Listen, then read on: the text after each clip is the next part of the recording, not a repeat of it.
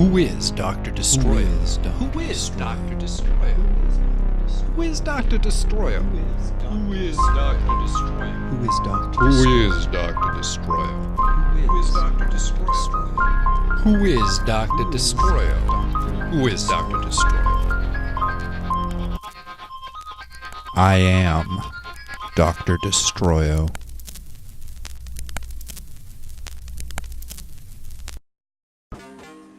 From the Death by Media Man podcast show, it's Dr. Destroyo.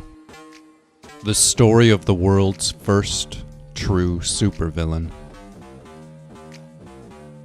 We're telling Dr. Destroyo in sequence every 2 weeks. So if you haven't listened to the first episodes, go back and start there. Then, this will all make a lot more sense.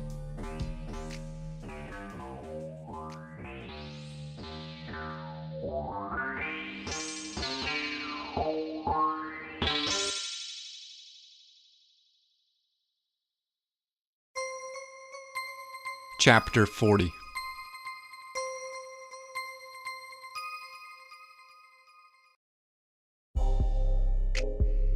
Everybody in the world was living a normal life on the straight and narrow and up, except for me.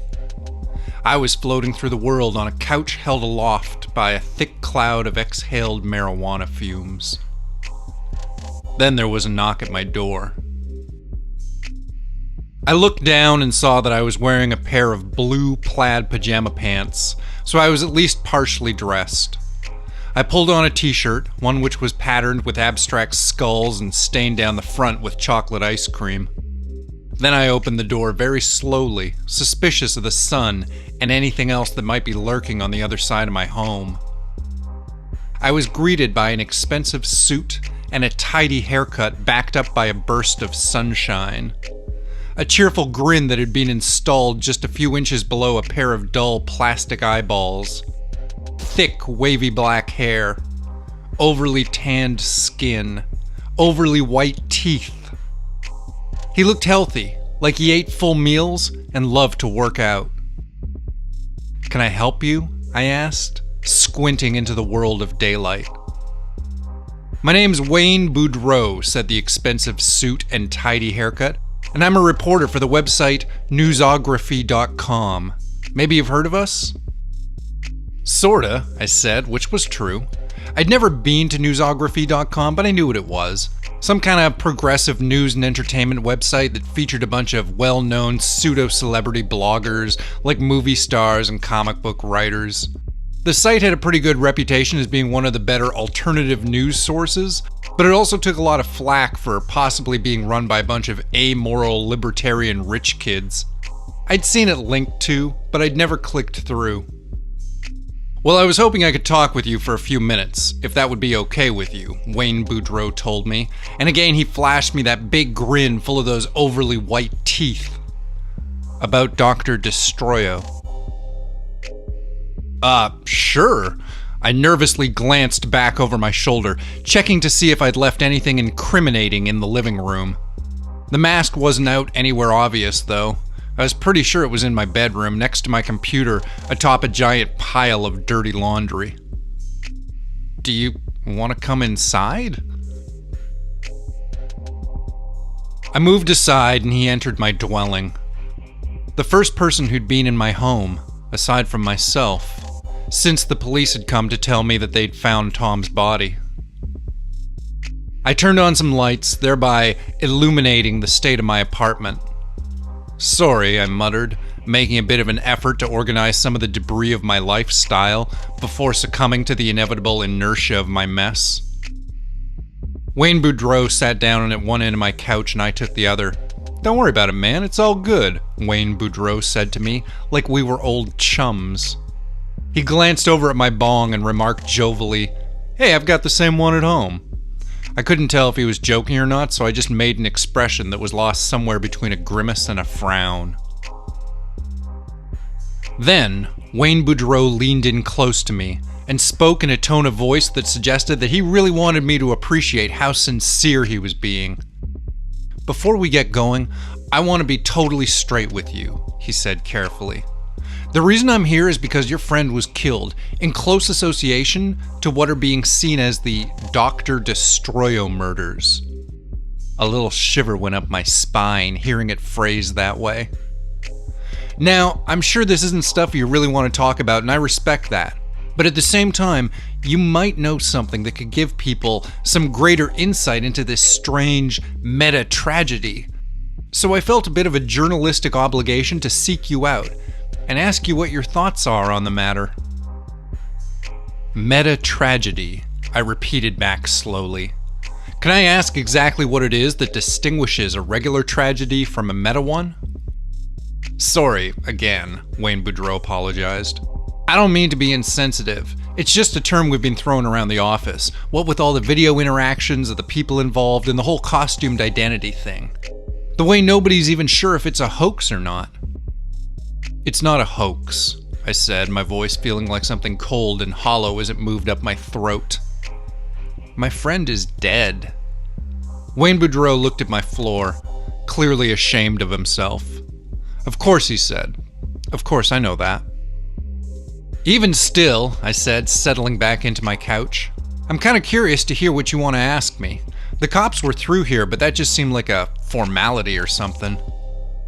They may have been a little biased against you, Wayne Boudreau said, glancing surreptitiously over at the bong again. And even then, your local law enforcement doesn't really seem to know exactly how to handle this whole online costumed criminal phenomenon. Well then, I said, struggling to keep my voice even and calm. Ask away, man. Okay, he said, and he pulled out a pen and a small notepad from an inside pocket of his suit.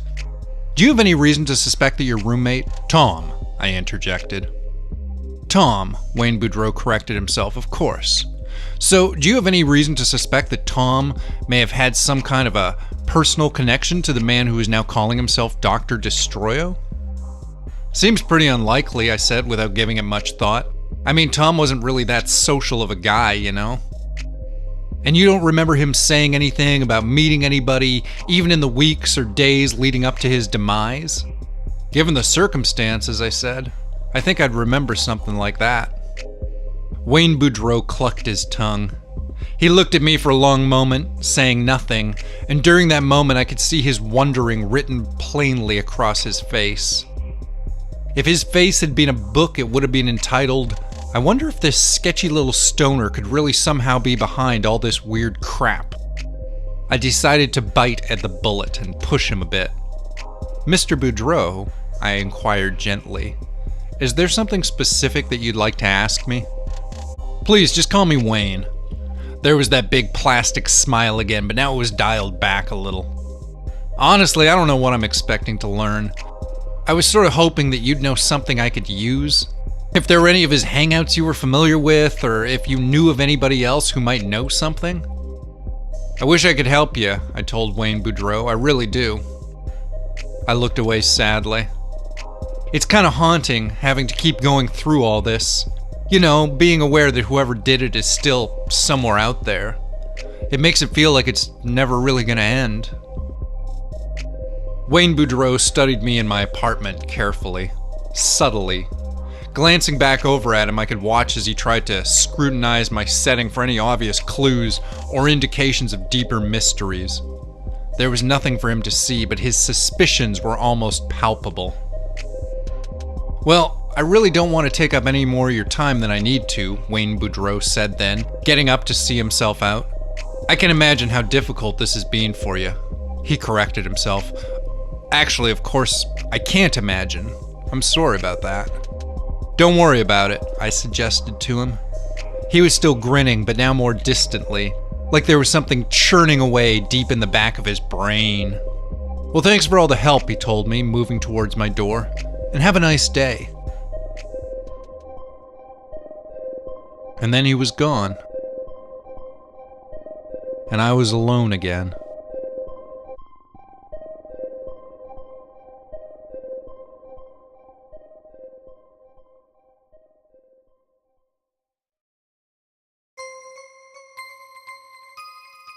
Chapter 41.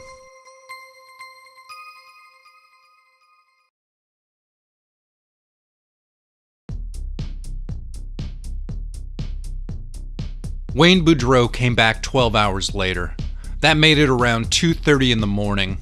I couldn't sleep, so I was sitting in front of my computer with my mask on. I was trying to find something to watch. Something stupid and animated, or at least sort of amusing. I didn't hear the front door open, but I heard it shut.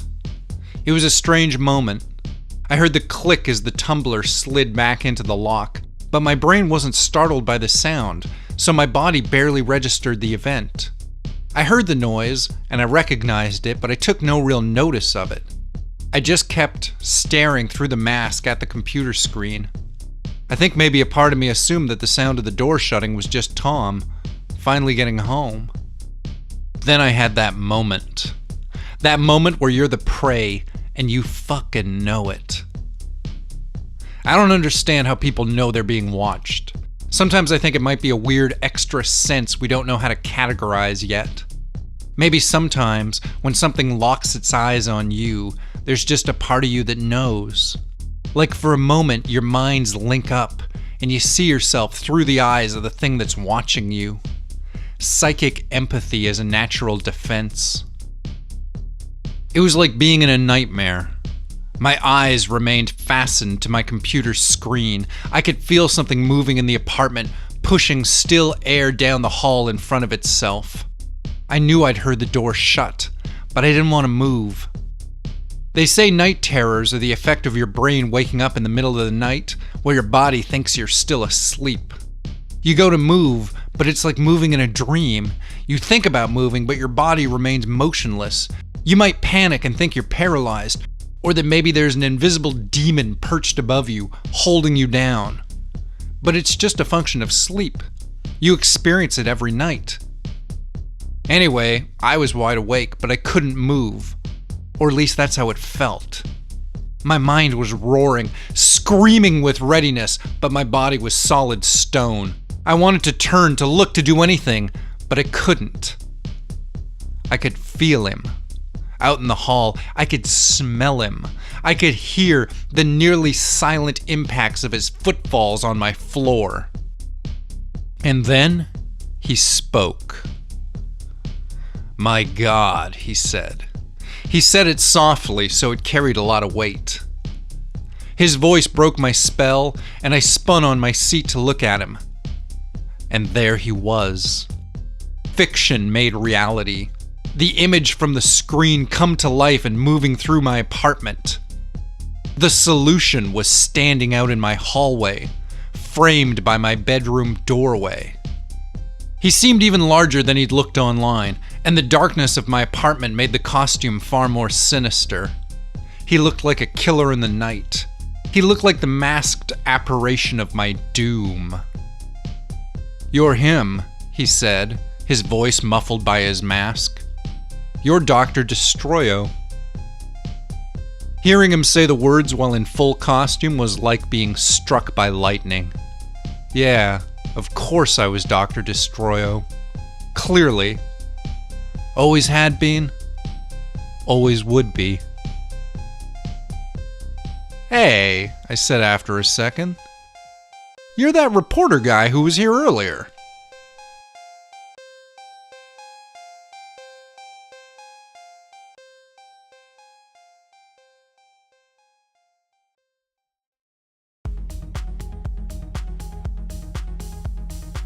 Dr. Destroyo is written and produced by Hank Pattison for the Death by Media Man podcast channel. You can subscribe to the Death by Media Man podcast on iTunes and SoundCloud. If you enjoyed this, please leave us a like or a comment and tell a friend. And if you'd like to support the Death by Media Man channel with your money, there's a link to our Patreon in the description of this program. Thanks so much for listening, and we'll see you in 2 weeks for the next installment of Dr. Destroyo.